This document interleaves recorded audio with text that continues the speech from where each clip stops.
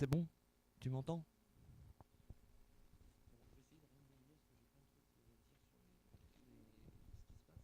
Bien, donc je vous remercie d'être venus aussi nombreux comme d'habitude, bien que nous soyons en vacances scolaires au mardi de l'insoumission. Donc pour ceux qui ont l'habitude de venir, vous savez que depuis le mois de septembre, une fois par mois, les groupes d'action GHS 18 et Spartak du 11e organisent cette soirée qui se veut à la fois espace d'éducation populaire et aussi espace de débat politique, puisque nous avons choisi des questions qui sont plutôt articulées à l'actualité. Donc nous avons abordé la question du pouvoir de la rue, la question du pouvoir du capital, l'émancipation par la grève, la politisation du combat écologique. Et lors de la dernière du 6 mars, nous avons parlé de la question du genre dans la lutte. Et donc ce soir, qui est la sixième soirée, nous allons aborder le thème de coloniser, immigrer, une lutte autonome. Alors, bien entendu, cette question, elle traverse la société française depuis très longtemps et régulièrement, elle revient sur le devant de l'actualité, puisqu'à peu près tous les ans ou tous les 2 ans, on change les lois concernant l'accueil des étrangers dans ce pays. Mais on voulait aussi articuler cette question à la question des combats anticoloniaux à partir desquels nous lancerons la soirée. Donc je vais vous présenter nos trois invités. Mamel Kaki, donc nous avons invité au titre de l'association Les Oranges, qui est une association qui travaille notamment sur la question de la reconnaissance de la mémoire et des expériences de l'immigration et des immigrés en France, et qui organise jeudi 3 mai, donc tout à fait incessamment, à 19h, un colloque, je crois, sur les massacres coloniaux, qui se tiendra à Nanterre, donc le jeudi 3 mai. Ouais, c'est ça. Euh, Notre deuxième invité, donc Éric Coquerel, député France Insoumise de la Seine-Saint-Denis, qui est en ce moment très sollicité, qui combat sur de nombreux fronts, puisque nous sommes dans une période où les fronts sont extrêmement multiples, c'est la guerre de mouvement. Et enfin, l'historienne Raphaël Branche, spécialiste de la guerre d'Algérie et des violences en situation coloniale, qui a écrit de nombreux ouvrages, dont un qui fait référence sur la question de la torture pendant la guerre d'Algérie, et qui, je crois, nous parlera de Palestro, qui est réédité, je crois, en poche, hein, l'embuscade de Palestro, Algérie 1956, qui est un ouvrage qui, j'en doute pas, va nous intéresser dans quelques instants. Alors, pour pouvoir développer les thématiques associées à l'annonce, on a choisi trois angles. Premier angle, donc, premier angle que nous allons aborder, c'est la question des mémoires antagoniques du fait colonial. Et il se trouve que récemment, donc, Stéphane Beau a publié un nouveau livre qui s'intitule La France des Belloumi, portrait de famille, sur lequel nous nous sommes précipités. Et il évoque à un moment la question des relations entre ces immigrés installés en France durablement venus pour le travail, les organisations politiques, et il cite par exemple notamment l'expression d'une personne qu'il a interrogée et qui explique que 30 ans après le Parti communiste, la gauche nous propose un flirt et rarement un vrai mariage. Et qui pose donc l'articulation entre le mouvement ouvrier, syndical et politique et ces populations immigrées. Donc on aimera savoir quelle place les enjeux de mémoire tiennent dans l'affaiblissement de l'ancrage dans les classes populaires de la gauche politique et syndicale depuis maintenant plus de 30 ans. Alors la deuxième approche sera notamment celle autour de la problématique des générations.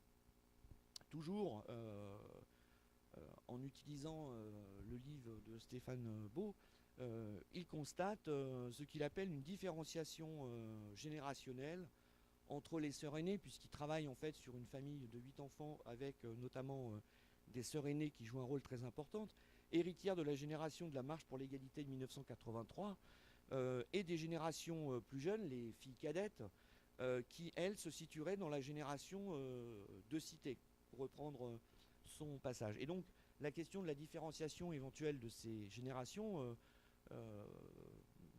peut être discutée, peut-être. En tout cas, c'est l'analyse qu'en fait Stéphane Beau. Et enfin, il y a une troisième approche qui tourne autour de la contradiction qui est apparue depuis la Révolution française entre citoyenneté et nationalité, qui a été travaillée par de nombreux historiens, et à la faveur de la nouvelle loi qui est proposée, Asile, immigration, pour reprendre son intitulé, on peut aussi s'interroger sur la manière dont on pourrait construire une citoyenneté sociale inclusive, alternative en tout cas à celle qui est proposée par le gouvernement actuel et qui constitue, comme d'autres depuis maintenant de très longues années, la figure de l'étranger comme un problème. Voilà. Donc je vais donner la parole à Raphaël Branche, plutôt donc dans l'idée de l'interroger sur cette problématique de la mémoire et de l'impact qu'elle aurait dans comment dire ça, la séparation, c'est pas le bon mot, mais en tout cas le fossé qui s'est progressivement creusé entre, pour faire simple, des populations d'origine étrangère ou immigrées qui appartiennent pleinement aux catégories populaires et l'ensemble des organisations politiques, syndicales, associatives de ce pays. Voilà. Ouais, normalement ça marche. S'il faut, petit bouton. Ça marche. Bonsoir à tous.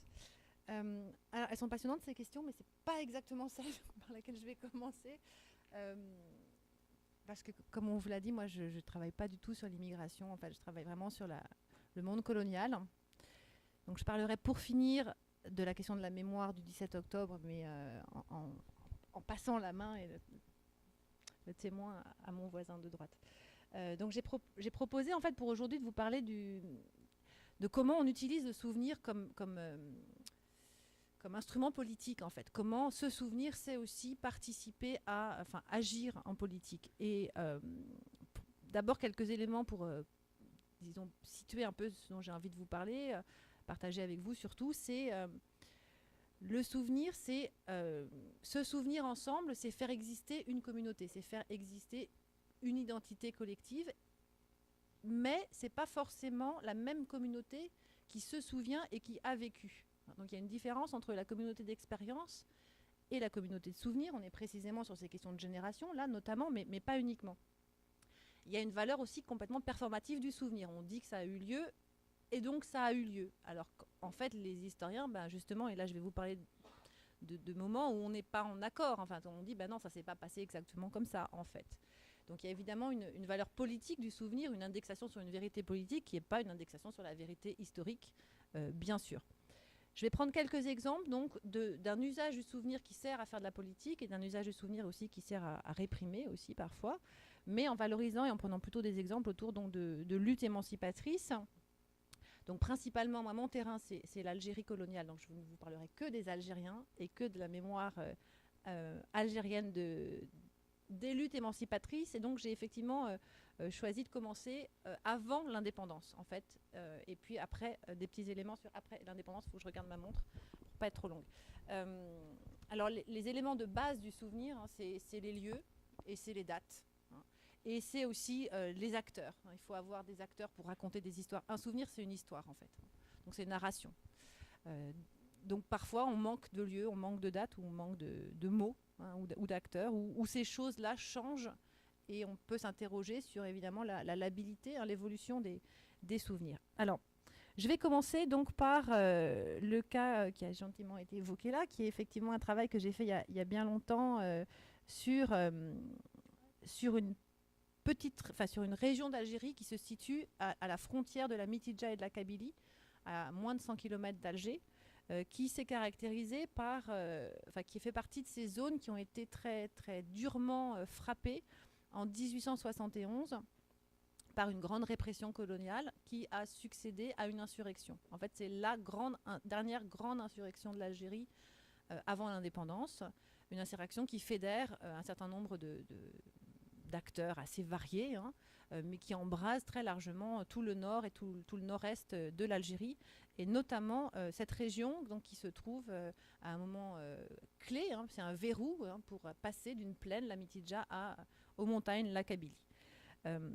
Et donc ce petit village donc, qui s'appelle Palestro, sur lequel j'ai travaillé, a été un lieu de violence des Algériens, puisque c'était un village de colonisation installé hein, pour installer vraiment le système colonial, qui a été massacré hein, en 1871 par les insurgés algériens. Et à la suite de ce massacre de la population civile, donc, la répression s'est traduite par des déportations, des exécutions à mort judiciaire, évidemment une répression militaire, et puis surtout des spoliations foncières massives. Et donc on a séquestré, puis pris, hein, récupéré les terres les plus fertiles de la vallée. Et donc c'est la deuxième naissance de la colonisation dans la région. Alors la manière dont la mémoire est gardée dans le village colonial qui se reconstruit, on garde la mémoire évidemment, non pas de la lutte émancipatrice, c'est moins qu'on puisse dire, mais de son écrasement, hein, puisque ce qu'on garde en tête de manière assez classique hein, sous la France de la Troisième République, l'Algérie c'est la France à plein d'égards et notamment sur la politique symbolique. Là vous voyez on construit, c'est en plein cœur du village, une grande statue qui commémore la lutte des colons.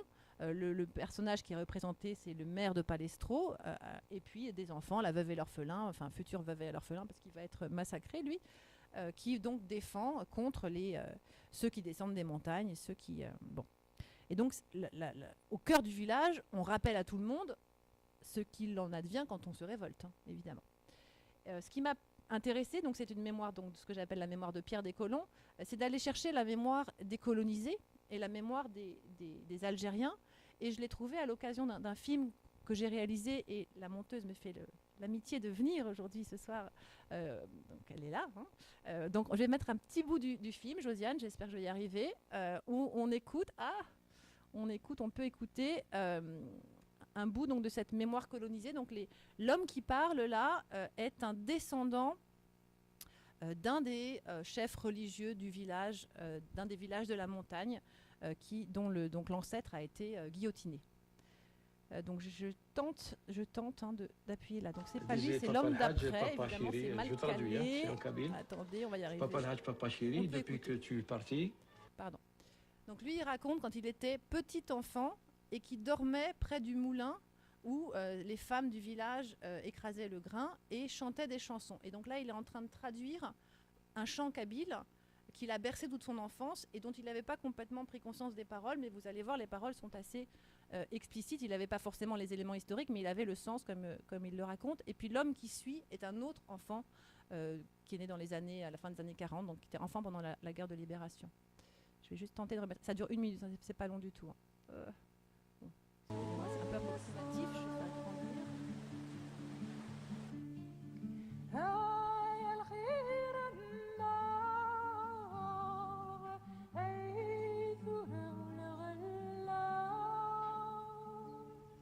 Je pense qu'il y a eu dans la mémoire populaire, d'ailleurs la mémoire populaire a conservé dans des chansons, dans des poèmes justement, cette dépossession, ce séquestre. Nous avons par exemple dans les poèmes de Si Mahand, qui est un poète kabyle du 19e et surtout du 20e siècle, nous avons là des traces de cette dépossession, de cette déchéance morale, sociale, qui a touché à leur honneur, à leur dignité. Là, vous avez entendu André Nouchi, un des plus grands historiens de l'Algérie coloniale. Il y a un poème où le poète dit 1871 fut l'année de notre malheur, nous avons été brisés comme une assiette, nous avions tout, nous ne sommes plus rien.